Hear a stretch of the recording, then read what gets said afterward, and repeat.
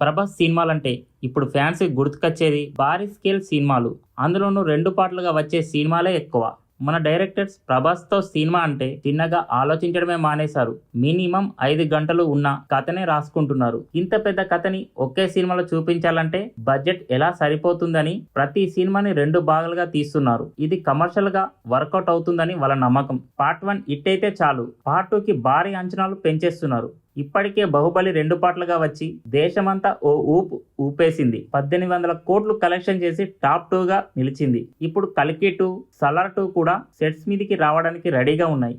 ఇప్పుడు ప్రభాస్తో సినిమా అంటే కనీసం 300 నుంచి 500 కోట్ల వరకు ఖర్చు పెట్టడానికి సిద్ధంగా ఉన్నారు. కానీ ఇంత పెద్ద బడ్జెట్ తో లాభాలు రాబట్టాలంటే 2 పార్ట్స్ తప్పవని డైరెక్టర్, ప్రొడ్యూసర్ల గట్టి నమ్మకం. ప్రస్తుతం ప్రభాస్ ఒకేసారి 2 భారీ ప్రాజెక్టులను షూటింగ్ చేస్తున్నారు.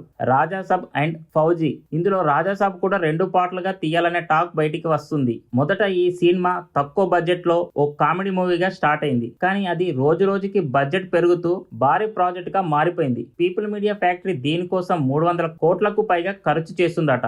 అంతేకాదు మారుతి కూడా దీనిని పార్ట్ 2గా ప్లాన్ చేస్తుందని గుసగుసలు వినిపిస్తున్నాయి. ఇక కలికి, సలార్ సీక్వెల్ ఎప్పుడు వస్తాయో ఇంకా క్లారిటీ లేదు. అంతలోనే ప్రభాస్ స్పిరిట్ సినిమాని పూర్తి చేయాలని చూస్తున్నాడు. ఇప్పుడు రాజాసాబ్ సీక్వెల్ కూడా అంటే అది కాస్త ఓవర్లోడ్ అవుతుందేమో అనిపిస్తుంది. ప్రతి సినిమాని 2 భాగాలుగా తీయడం సరైన ఆలోచన కాదని కొందరు అభిమానులు, సినీ క్రిటిక్స్ అంటున్నారు. ఇంత భారీ స్కేల్ సినిమాలు వరుసగా చేస్తే ఆడియన్స్ కి ఆసక్తి తగ్గిపోతుందేమనే డౌట్ వస్తుంది. మరి ప్రభాస్ అయినా లేక డైరెక్టర్స్ అయినా ఈ ట్రెండ్ ని కంటిన్యూ చేస్తారా లేక కొత్తగా ఏదైనా ట్రై చేస్తారా అన్నది రానున్న రోజుల్లో చూడాల్సిందే. ఏది ఏమైనా ప్రభాస్ సినిమా అంటే జనాల్లో హైప్ మాత్రం తగ్గట్లేదు. ప్రభాస్ కట్అవుట్ ఉంటే చాలు, ఫస్ట్ డే 150 నుంచి 200 కోట్లు ఈజీగా వస్తాయి. అది ప్రభాస్ రేంజ్.